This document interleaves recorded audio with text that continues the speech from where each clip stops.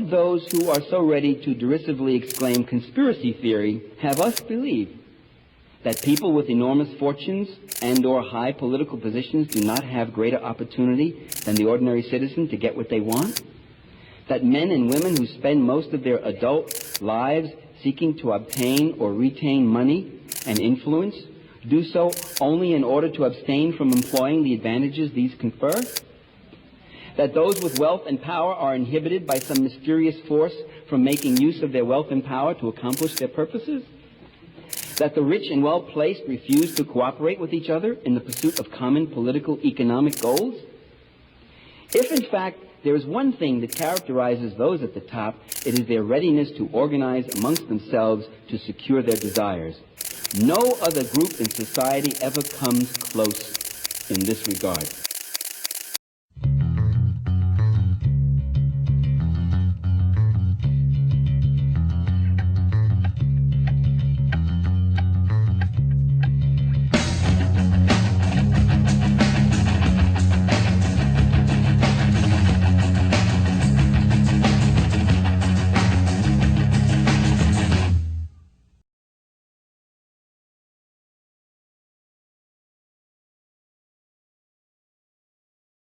No, just listen. He's got sort of a working class touch, which is something that's valuable, and we should listen to it.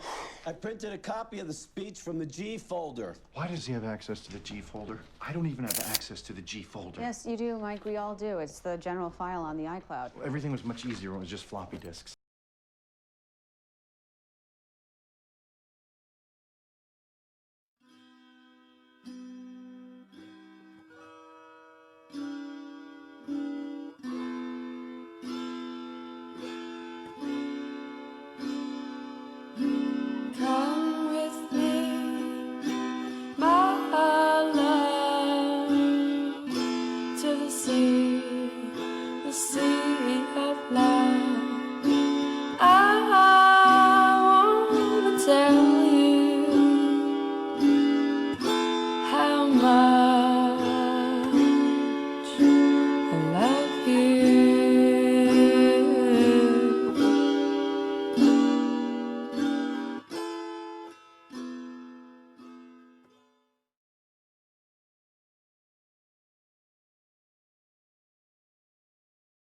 To really understand the Illuminati, you have to abandon old paradigms and ideas. Let's start with the planet Earth. Instead of thinking of Earth as a rock drifting through space with 7 billion passengers, let's rethink of Earth as a huge mining colony with 7 billion employees. The Illuminati are the assholes who run it. They run the planet secretly. Those who say don't know. Those who know don't say. That is their motto. Let's say we wanted to mine gold and other precious resources on Mars. Who would we need to take? Here's a rough list.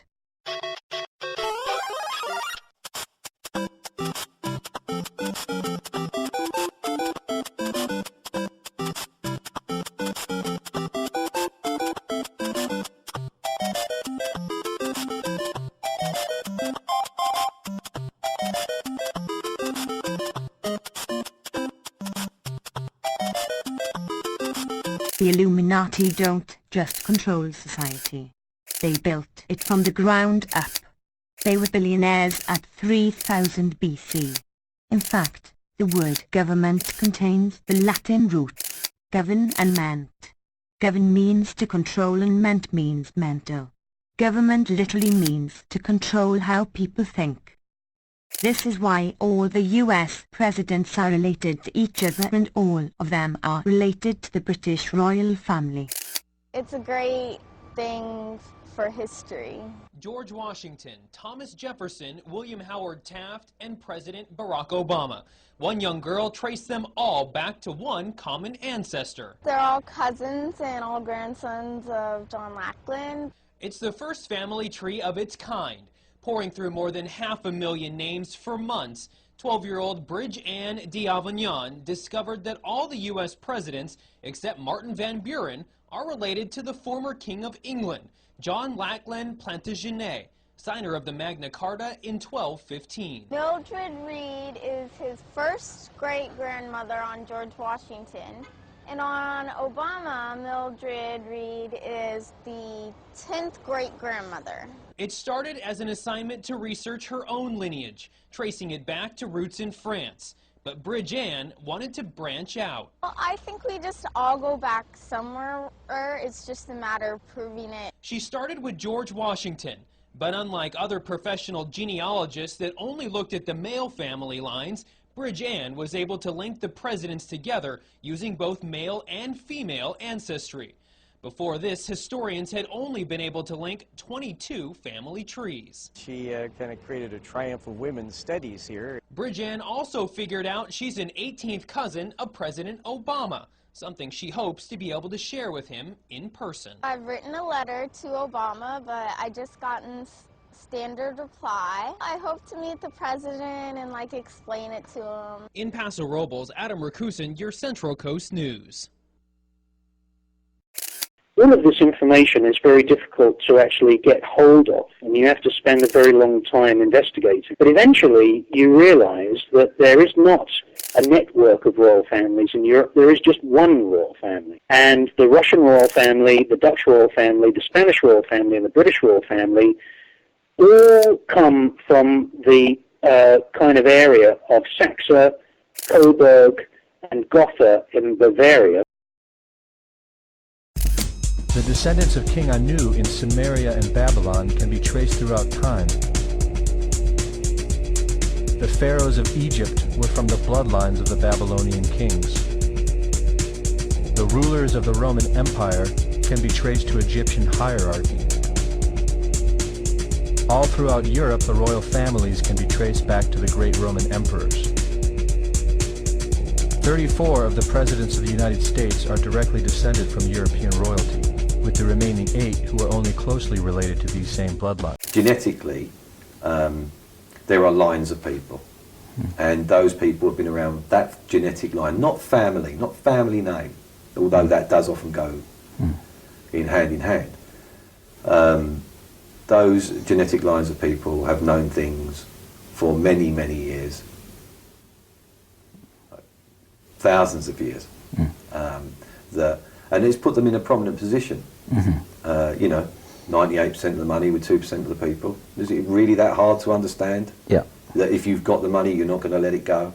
Yeah. And if you've got the money, people are going to come to you with their ideas. So you get the jump on everybody else. And if you decide not to publish that idea, and that idea is handy for your business. Yeah.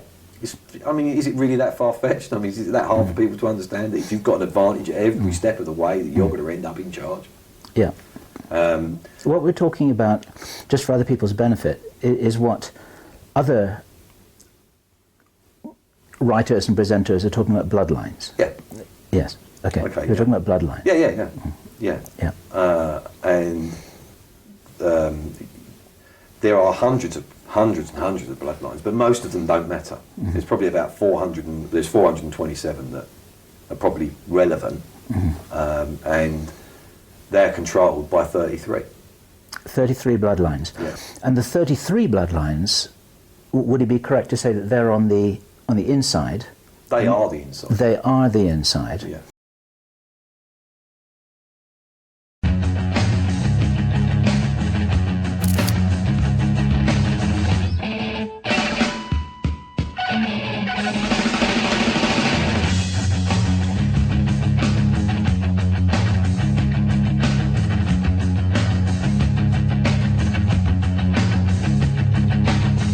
There are now, in the United States, there are 5 corporations with interlocking directorships that control everything America sees and hears. And I'm not just talking about news.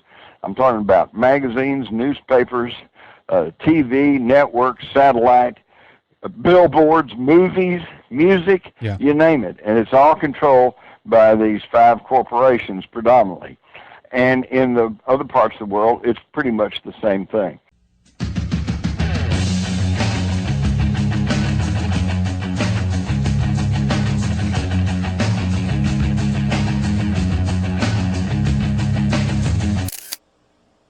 happens is that the symbolic wolf sets the norms in society. What is considered right and wrong, moral and immoral, sane and insane, possible or impossible.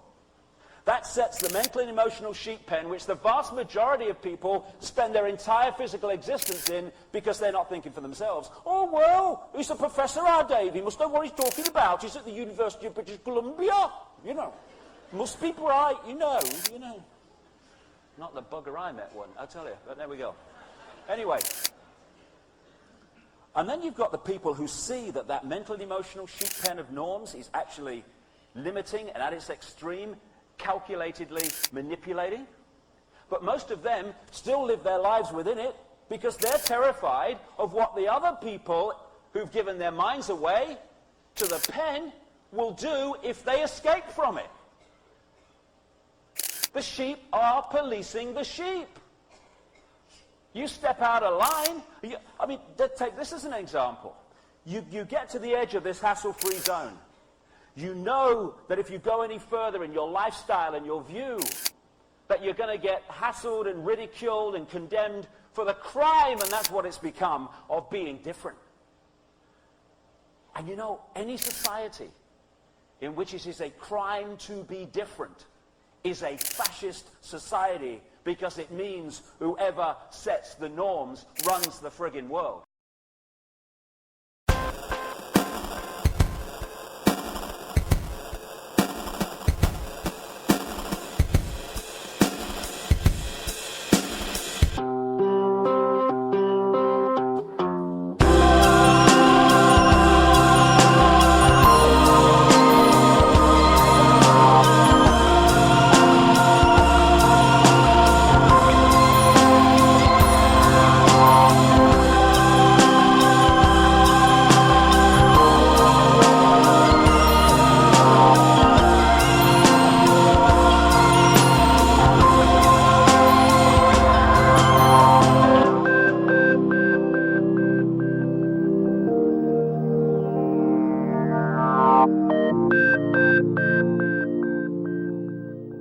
If we decided to print our own money and try to pass it around, people would tell us to fuck off.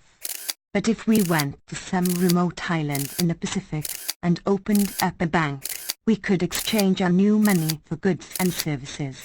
In fact, after 50 years, we could own all the gold and other mineral wealth, and the natives would have worthless paper money. When the economy on the island crashes, we can just move on to a new remote island. This is what's known as free market capitalism. Outside the G folder of hidden knowledge, capitalism and fascism seem like complete opposites. But in a fascist country like Nazi Germany, the state takes control of the corporations. In a capitalist country like the US, the corporations take control of the state. The end result is the same. More power in fewer hands. You can't talk about globalization and imperialism without talking about capitalism, although some people manage to do it and try to do that all the time. We're taught a few things about capitalism. We're taught that it's a system that works. It's a system that has brought us prosperity. We've heard that all our lives. Now, I'm going to try to convince you otherwise, and I'm going to do it in 2 minutes. Okay? Actually, I think some of you already have certain suspicions about that system.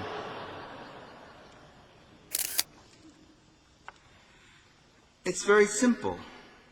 Almost the entire world is capitalist, and almost the entire world is poor. Capitalist Indonesia is miserably poor and getting poorer. Capitalist India is miserably poor and getting poorer.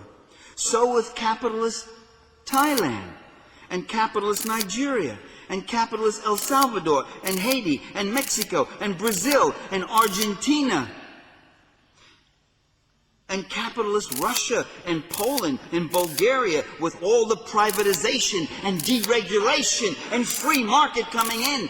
Poverty, increase in crime, increase in desperation, increase in misery, increase in homelessness, increase in suicides. Capitalism at work, moving in. Look, I did it in a little bit more than 2 minutes. We've solved the mystery, though, why over the past half-century financial investment has increased, profits have increased, wealth has increased, but so has poverty. Because wealth and poverty don't just live together in unfortunate juxtaposition. We always hear that too, don't we? Isn't it terrible? So much wealth next to so much poverty. What a shame. Wouldn't it be nice if these people gave a little bit more to these people? Well, they're not just there so much shamefully in contrast. They're there in a dynamic interrelationship because it's wealth that creates poverty. The corporations don't go into the third world to start affirmative action programs, to abolish poverty, to uplift these little brown and black and yellow people to the ways of the wise white man. They don't go in to do that. Or they actually talk about doing that. They don't go in to help the poor. They go in to help themselves. And that's what they do. Johannesburg, South Africa. Fueled by gold, no city has ever grown faster.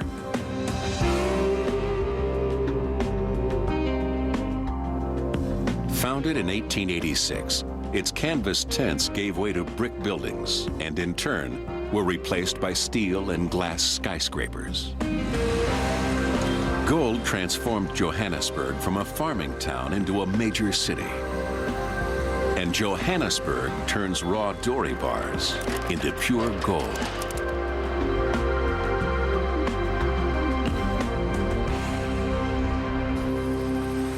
The precious metal arrives by helicopter at the Rand refinery. Under tight security, workers unload the dory bars. Here, the bars enter the final stages of the refining process. Almost 1/3 of the world's gold passes through the Rand refinery. We're doing about 400 tons a year, just over 2 tons a day of gold that we are refining every day. So that's about at least $20 million worth of gold that we do every single day.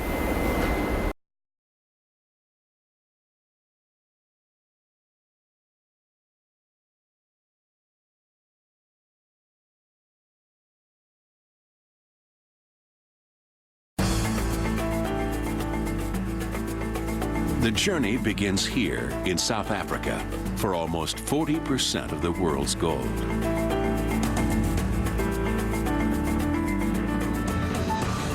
From the mine tailings or man-made mountains that rise above the plains, to the numerous place names that reflect the precious metal's role, the land and history are rich with gold. But extracting this bounty comes at a steep price. Kopanang Mine never sleeps. For workers on the morning shift, the sun has barely risen before they make their way to the mine. They are greeted by steel barriers and barbed wire. And just as the day begins, they plunge into darkness once again.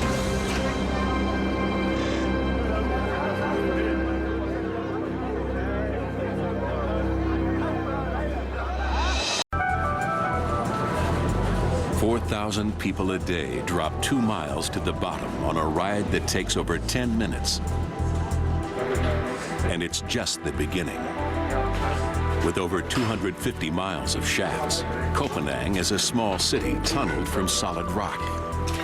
It contains machine shops, infirmaries, and even its own railroad.